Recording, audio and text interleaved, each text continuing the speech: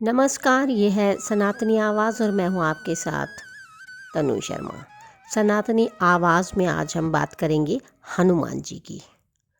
हनुमान जी की प्रार्थना में तुलसीदास जी ने हनुमान चालीसा, बजरंग बाण, हनुमान बहुक आदि अनेक स्तोत्र लिखे। तुलसीदास जी के पहले भी कई संतों और साधुओं ने हनुमान जी की श्रद्धा में स्तुति लिखी है, लेकिन क्या आप जानते हैं कि सबसे पहले हनुमान जी की स्तुति किसने की थी?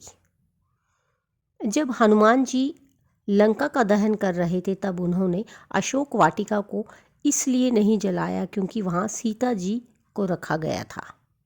दूसरी ओर उन्होंने विभीषण का भवन इसलिए नहीं जलाया क्योंकि विभीषण के भवन के द्वार भगवान विष्णु का पावन चिन्ह शंख, चक्र और गदा भी बना हुआ था। सबसे सुखद तो ये है कि उनके घर के ऊपर राम नाम अंकित था। ये देखकर हनुमान जी ने उनके भवन को नहीं जलाया।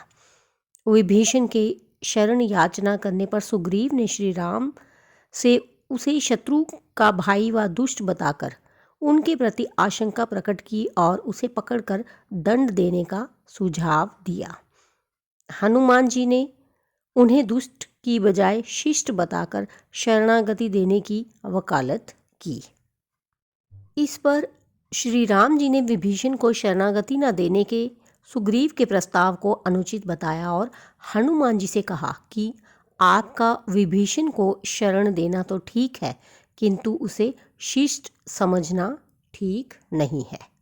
इस पर श्री हनुमान जी ने कहा कि तुम लोग विभीषण को ही देखकर अपना विचार प्रकट कर रहे हो, मेरी ओर से भी तो देखो, मैं क्यों और क्या चाहता हूँ।